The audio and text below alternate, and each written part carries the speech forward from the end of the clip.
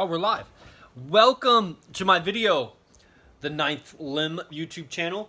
You only receive this notification if you're already subscribed, but if in the future you find this video and you find it useful, then just click that subscribe button. You know how to do it. This is a very simple statement that comes from a guy that I took a very small amount of training with, but this is one of the powerful sentences that I really took from that training. It was a marketing training. And the sentence goes like this.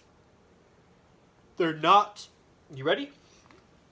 You ready for it? Here it is. Thanks. They're not buying how awesome you are. They're buying how awesome they feel around you. Or they're buying how awesome you make them feel. They're buying how awesome the product or service makes them feel. Stop persuading people. Stop trying to convince people by selling yourself. Stop trying to get them what you want to do, what you want them to do, by convincing them how awesome you are at it. How amazing it is for you. That's false.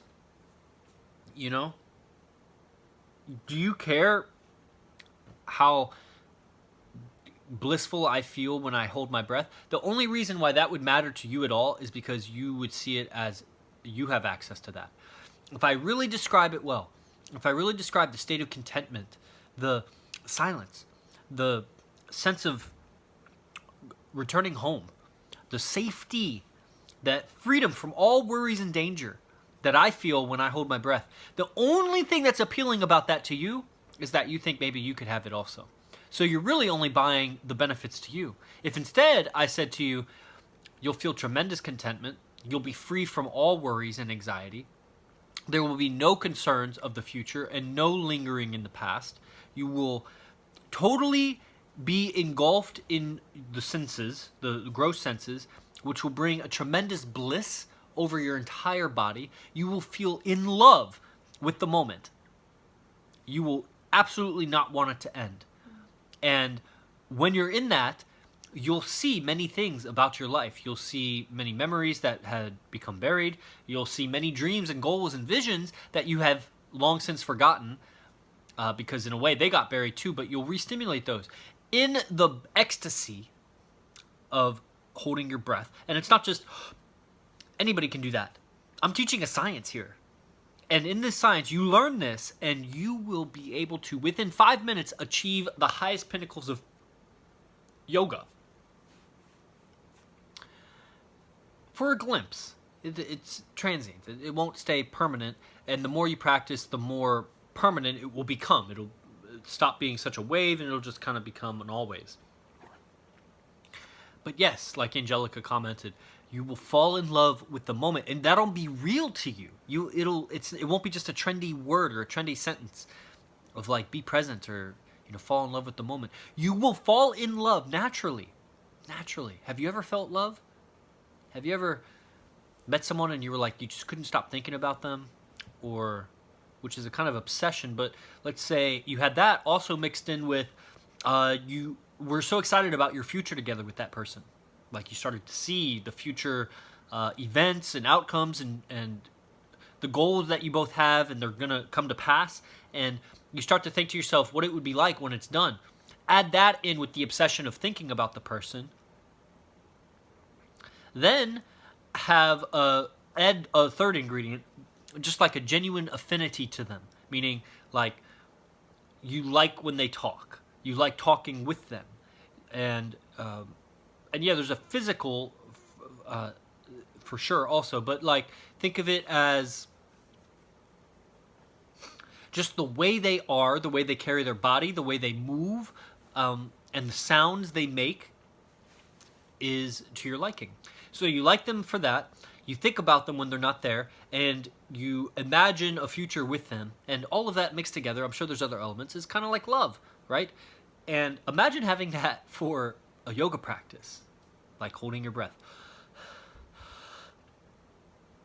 And it's not that simple, obviously. If I could just demonstrate it super fast, but there is a whole system for how to breathe to bring about those same kinds of feelings, where you'll recall your dreams and visions and goals for the future. So you'll fall in love again with your own dreams and visions and goals, with your own mind. You'll fall in love with yourself. And in the breath hold, you'll have a deep affinity or attraction towards how you're behaving, which is you will have zero behavior. When you're holding your breath, you'll stop moving, you'll stop fidgeting, you'll stop adjusting yourself. All of the little aches and pains that you have in your body will go away temporarily, and you'll grow in love with how inactive you become. Not to say like lazy, like you get all drugged up, and there's an appeal there to those druggies or whatever for the inactivity. But like Wim Hof would say, high on your own supply would be an amazing. Having that for a yoga practice, I'm visualizing. What are you visualizing? He said imagine having all those things for your yoga practice. Yeah, affinity towards how you behave when you do yoga. I like exploring rotations while I do yoga. I like how I catch my tongue gripping and my facial expressions. I catch my facial expressions, and that's like fun to me. I like feeling my blood push around, the sensation of it, right?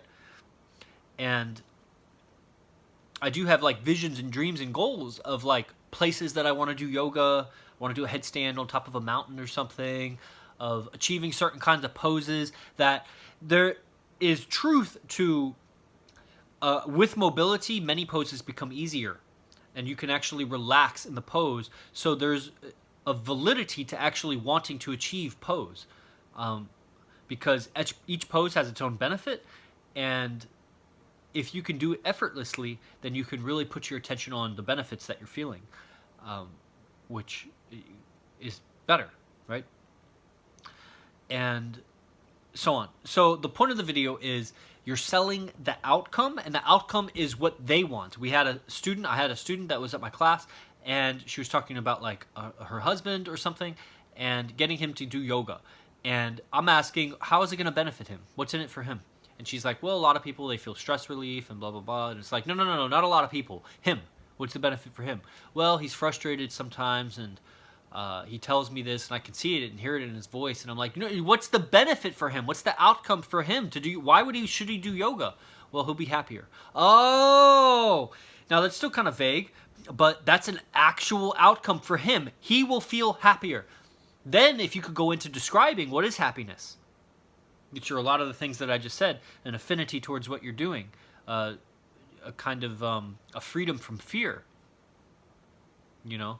and a calmer enjoyment of the present moment, you could say. Or I'm sure there's all kinds of definitions of happiness, and what she was meaning by happiness might be something different. So if you can describe that outcome more, where there won't be stresses, there won't be fidgets, there won't be any restlessness, and there'll be an ease in your body, like you'll feel like almost after you get a good workout in, or after you get a massage, or after maybe you've drank some beers or something, and you just feel kind of loose, and all of the little agitations of the body and your mind, they just seem to not really be there. Yeah, you can become a little slightly drunk and intoxicated on your yoga practice. The difference is that there's not a hangover, and the benefits start to accumulate. So as you practice every day, you get better and better. If you drink every day, you get worse and worse. So it's a good kind of, affliction, you could say, addiction. Everything can be taken too far, so I don't want someone to take that the wrong way. You could do yoga way too much, overstretch and hurt your joints and so on. Become, too rigid in your mind, even though your body's flexible. So that's just the kind of the mindset I wanted to give you guys. When you're persuading, when you're selling an outcome, and make it real for them. And it's not about how awesome you are. Maybe 2 to 5% you'll talk about how awesome you are, just so that they feel a little bit of credibility. But ultimately, the most awesome thing to talk about is how many people you've helped, and how you helped them, and how they benefited. So you're still just selling benefits. And if they buy how awesome you are, they're really just buying how awesome they think that you'll make them be because of how awesome you are. So they're always only buying how awesome they think you'll make them. So just sell that from the get-go. You're selling how you will improve their condition, or change their condition. Not even improve, just totally give them a new condition. So I hope you found this video helpful. Like it, subscribe if you're new to my channel, And consider joining the Silent Flute, where I'll go much, much deeper into this kind of content. The link's below. I'll catch you in the next one. Bye-bye.